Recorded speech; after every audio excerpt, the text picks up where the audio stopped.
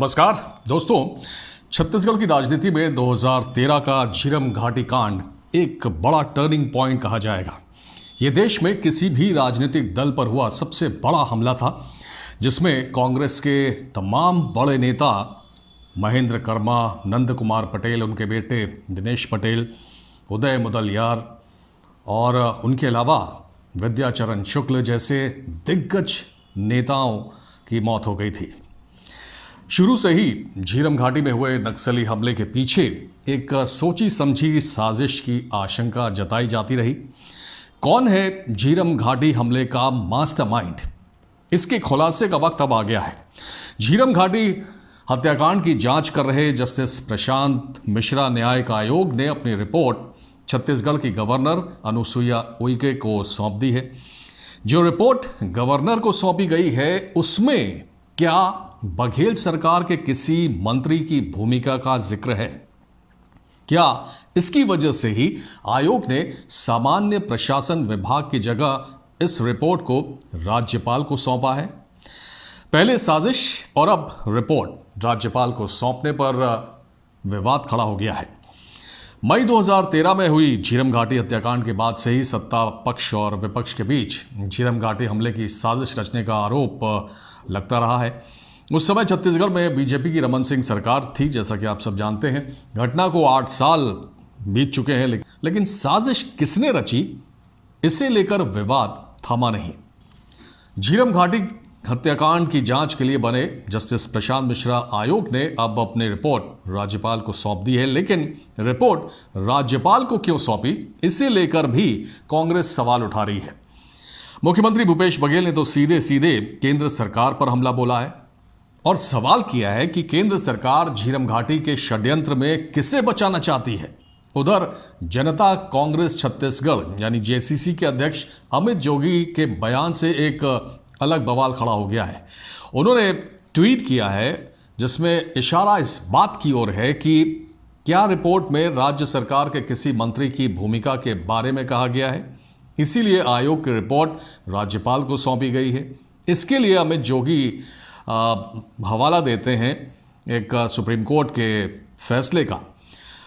अमित जोगी ने दलील दी है कि जस्टिस प्रशांत मिश्रा ने सुप्रीम कोर्ट की 9 सदस्यीय संवैधानिक पीठ के state of Karnataka versus union of India और अन्य में पारित बहुमत के फैसले के मुताबिक ये रिपोर्ट राज्यपाल को सौंपी है। अमित जोगी का कहना है कि अगर आयोग को लगता है कि आरोप राज्य सरकार या उसके किसी मंत्री पर लग रहे हैं, तो न्याय हित में वो रिपोर्ट राज्यपाल को ही सौंपना चाहेगा। आखिर जिस पर आरोप है वही उस पर फैसला कैसे कर सकता है? मतलब ये कि अगर कैबिनेट के किसी मंत्री पर कोई आरोप है तो रिपोर्ट अगर कैबिनेट को दी जाती है तो वो अपने ही सहयोगी के खिलाफ कैसे फैसला ले सकते हैं, ये उनकी दलील है। दूसरी ओर राज्य सरकार के वकील कहते हैं कि यह रिपोर्ट केवल मंत्रिमंडल को ही मिलनी चाहिए, यानी कैबिनेट को ही मिलनी चाहिए। राज्यपाल को तो उस पर टिप्पणी करने का भी अधिकार नहीं है, जो करेगी वो कैबिनेट करेगी। राज्य सरकार के वकील हैं सुदीप श्रीवास्तव। उनका कहना है कि अगर किसी मंत्री की भूमिका का भी जांच आयोग में नाम है तो मुख्यमंत्री कार्रवाई के लिए सक्षम है, यानी कि वो दोषी के खिलाफ कार्रवाई कर सकते हैं। लेकिन भाजपा के प्रदेश अध्यक्ष विष्णुदेव साय ने सवाल उठाया है कि कांग्रेस रिपोर्ट को राज्यपाल को सौंपे जाने पर इतना क्यों बौखला रही है। ऐसा करके कांग्रेस झीरम मामले में किसे बचाने की जुगत में है? यानी कि बीजेपी भी आरोप लगा रही है कि कांग्रेस क्या किसी को बचाना चाहती है। ऐसा क्या राज है जिसके खुल जाने की आशंका है कांग्रेस को? झीरम घाटी कांड के बाद से ही अजीत जोगी और कवासी लखमा की भूमिका पर सवाल उठते रहे हैं। तत्कालीन गृह मंत्री ननकी राम कंवर ने उस समय दावा किया था कि जब नक्सली फायरिंग कर रहे थे तो कवासी लखमा ने उन्हें अपना परिचय दिया था, जिसके बाद फायरिंग बंद कर दी गई। नक्सलियों ने उन्हें पकड़ लिया, लेकिन बिना कोई नुकसान पहुंचाए उन्हें छोड़ भी दिया। ये कैसे हुआ? पूर्व मंत्री अजय चंद्राकर ने कई बार कहा है कि कवासी लखमा को जंगल में मोटरसाइकिल मुहैया कराई गई, जिससे वो थाने पहुंचे। हत्याकांड के फौरन बाद पूर्व मुख्यमंत्री अजीत जोगी पर भी साजिश का आरोप लगा था।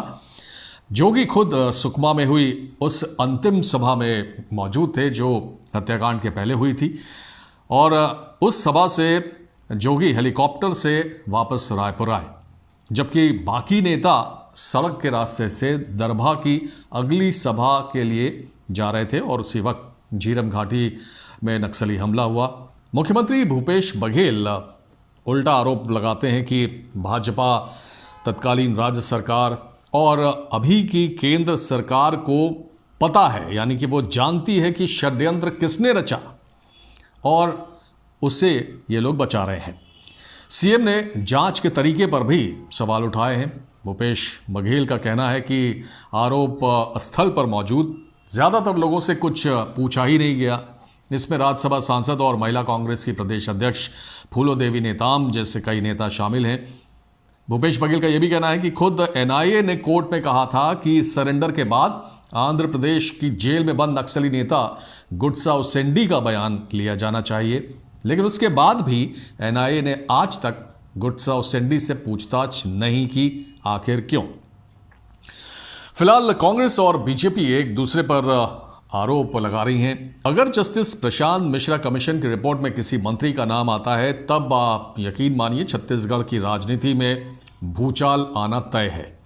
और ये वाकई बहुत अफसोसनाक है कि इतने बड़े हत्याकांड पर भी राजनीतिक रोटियां सेकने की कोशिश हो रही है। 4000 से ज़्यादा पन्नों की इस रिपोर्ट के सार्वजनिक होने पर कई चेहरे बेनकाब होंगे, ऐसा माना जा सकता है। दोस्तों, आपकी क्या राय है इस पूरे मामले पर? कमेंट सेक्शन में ज़रूर बताइएगा। बहुत बहुत धन्यवाद। जय हिंद।